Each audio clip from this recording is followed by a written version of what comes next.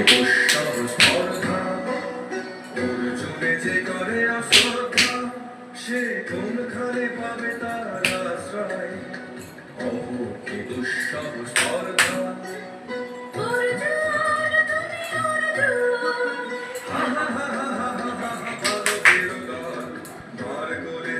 চলে নাই ভয় অহো কি অদ্ভুত কৌতুক